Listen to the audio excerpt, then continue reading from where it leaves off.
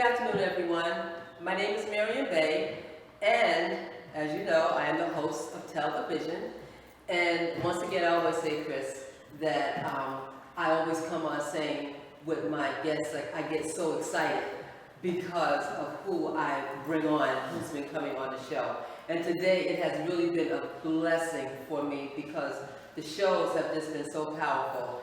And now to have you finally come on, because we go back, right? Way back. Yeah, and we're going to talk about that. And I want to say, though, to the audience that I'm sure the audience knows by now that I've written my first book, Broken Spirit, Let It Go So You Can Grow, which is about my 17 years working behind the walls, which is where I met you, as a matter of fact, and also the educational system. So I am so excited to have you here. So Chris, I want to ask you, how do we know each other though? Sometimes, we haven't spoken in a while, and you always run across my mind when I'm trying to do different things or different events and stuff like that. And you've been a very intricate part of my life coming up.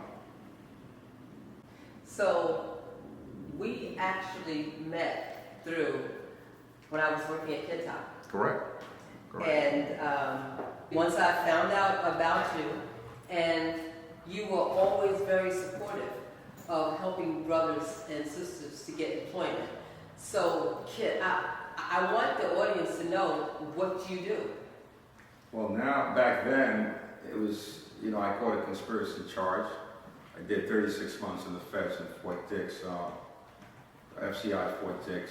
Coming home, I can't say I wanted to do something different with my life because I was always a businessman. I was always about business, helping people and stuff like that. I just wanted to, in a way, give back and to work with the people that went down that road, coming back and trying to get re-gentrificated in society, thinking that they're coming home with a felony, it's not going to work for them, so they're going to try to go back to doing the same thing that got them there in the first place.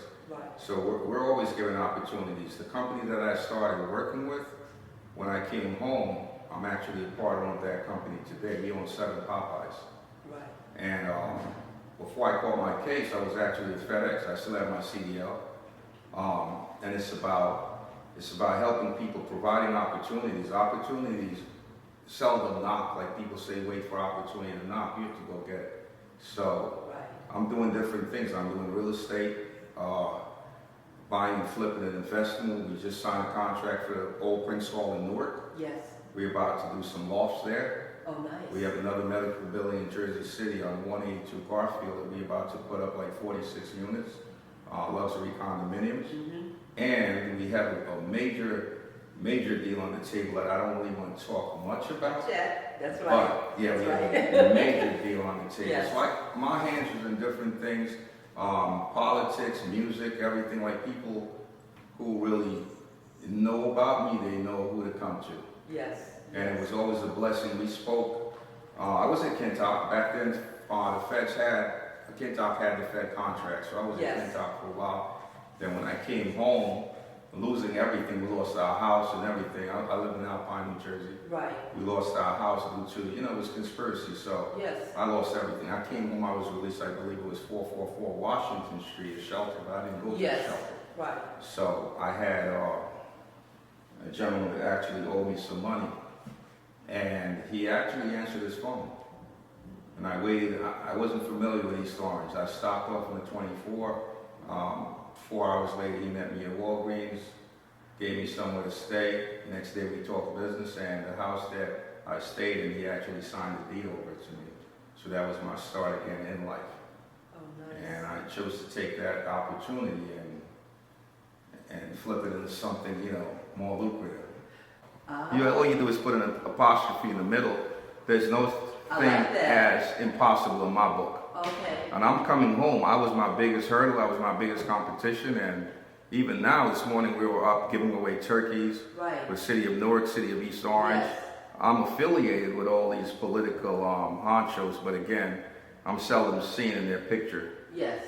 Because I'm always a behind the scene type of guy. When Phil Murphy came to East Orange and he wanted to walk through East Orange, Mayor Ted Green called me up and said, Chris, we want to walk with you. Right. And Charles Williams, myself, Phil Murphy, Yes, Charles, yes. we walked through. I was about to get a pardon from Phil Murphy also, which I didn't want because I go to the schools, talk to the kids Right. about Yes, not I know. going down that path. So the pardon doesn't really mean anything for me. I'm out here and I'm getting in where I fit in. Yes. There's no closed doors for me. Right. Yeah.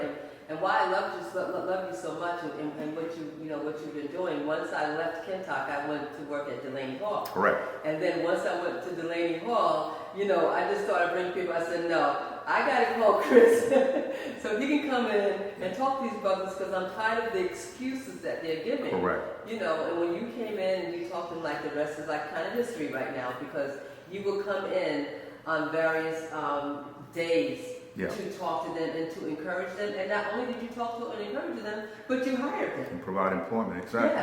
Yes. Yeah, we'll give you that opportunity. It's up to you. Right. When I started at Popeyes, I started at the lowest position. I started on the sink. And I found opportunities in where this company can make more money and we can open more stores. Right. It's the same hustle. Like guys are like, that's all I know. If the street is all you know, take that same hustler mentality and hustle it into something else. Yeah. I'm still flipping burgers. I'm flipping Popeyes burgers. Right. I'm still making money. Right. I've been a six-figure guy. Right. We're going to Dubai next. So I'm going to be, I'll let it out a little bit. I'll be the first black medicinal marijuana owner Okay. So here's the thing. in the state of New Jersey. You were supposed to be in Africa, Yes. right? But Yeah. because of some other things, you didn't go, and that's why I Correct. was fortunate to get you to come here Correct. today. I was supposed to be in Nigeria Yes. with the SARS issue that's ongoing. We were meeting with cement magnate Mr. Dangote Yes. and sitting down with Davido, Wizkid and different artists to kind of solidify and bring some change to what's going on over there. Right. It's not only here, it affects people all over the world. Exactly. And even when I'm driving home at night too, once I'm in an urban area, nobody knows who I am. Right. I was driving my GLS 550 the other day. Cop followed me, and after a while he backed off for whatever reason. Well, East Orange, they know me in East Orange, so Right. it's just that it can happen to me one day. Yes. I don't only just have to drive with a badge, but when you drive it, as soon as you go to give them your license or they see something shiny, they're, oh, you're a cop. Right. I'm not a police officer. I'm going to give you my license, what you pulled me over for. Right. But I shouldn't have to walk around with this.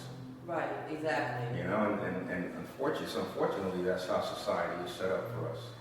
Right. But I'm always saying years ago, until the color of a man's skin is of no more significance than the color of his eyes, there will always be war. Right. Exactly. And remember, Martin Luther King made the statement. We're supposed to be judged by our character and not the color of our skin. A lot of time I speak on the phone, broker deals, when they see me in person, oh, you're Chris. Yes. Come out and Now say they what see. you're trying to say, but yeah. Exactly, and you remind me of a time when I was applying for a job, and so I did everything over the phone, and then they wanted me to come in and have the interview, and when I got in there, they were shocked because I was black. Exactly. Because on the phone, I guess I sounded another way, but correct. Today we're still judged by the color of our skin, because I didn't get that job, but that was okay. Yeah. We but, keep moving. Yeah, Keep moving. just kept it moving. Yeah. Exactly. And see, and what I like about you, when you came in and you spoke to the brothers at Delaney Hall, I would like on certain Saturdays I would come to you and get the Popeye chicken and the biscuits, and I would treat the guys, to your food and everything. That was on my case though, so they really enjoyed it. And then the whole building got upset because I didn't bring enough food for everybody. Right. But the guys would always say, the ones that work for my companies would always say, Miss Bay, she's different. She's not police. Because we can go talk to her, we can feel comfortable talking to her, and she can relate to our struggle, so to speak. But and that's what it was. Well, I respect them. Yes, respect, and that goes a long way. Right. And plus, I don't tolerate. You're one way. To this day, Yeah, exactly. I don't tolerate stuff. Yeah. And you don't come to me making excuses. Correct. Because you made the choices that you made. Indeed. You have to take the responsibility for that choice. I'm just here to help you along the way. Correct. Correct. So the name of the show is television, And you have been doing so much in the community, because I remember in East Orange, whenever you have activities, you had gotten together a whole organization of influential people to do different things, you know, in the community. Yeah. From Nike, we do a program called Kicks for Kids, and we give away, but this year with the pandemic, we only give away like 6,000 pair of sneakers, but first 5 years we gave away, 2019 we gave away up to at least 35,000 pairs of sneakers. Wow. So I teamed up with my moniker, Black Bill Gates One, Popeyes, and Nike, and the comedy Kicks for Kids. Teamed up, we fed people for the day, ice cream truck would pull up, Popeyes, of course, we give away gift cards from Nike. So it's a very, I would say, the connection that I love with Nike, because they can see like the urban area safe to be in here, because we spend our money also. Right. So they have a lifelong commitment to me. Like next year's COVID-19, whatever, 2021, they're still on board with me. Right. And they love, being involved with whatever I'm involved in. Right. Right. So I know like with some of the guys who have worked with you and everything, they always tell me what a great guy you are, you know. Yeah. And you don't I play try. okay. I try. I just don't tolerate nonsense, but Right. it's cut and dry. It's cut and dry. Exactly. Today we talked about my last two shows. One was on mental, because we dealt with the violence, and the other was on physical, the transformation, of the brother's body and his life, and what he's done and everything. But then the other thing is that we don't talk a lot about is the financial literacy, how important that is. Like a lot of us have this pauper mentality about money. Yeah, well, my daughter, she goes to Penn State. She has like another year to go. And one day she used the terminology, say, "Dad, I want to be rich." So I said to her, I said, "Rich in what?" She said, "Well, once I'm doing psychology and neuroscience, my first check, I'm going to get you the most expensive Mercedes-Benz there is, because that's all you drive." Right. So I said, well, there's a definition between being rich and being wealthy. Rich is a state of mind in the hood. Mm-hmm. I have 10 pair of Jordans. I'm rich. Nice. I'm driving a Maserati in the hood. I'm rich. So you're hood rich. But once you become wealthy, there's a different level of finance. Mm-hmm. The people that I'm surrounded by, they are wealthy people. Right. Wealthy in mind and mental Yes. thinking.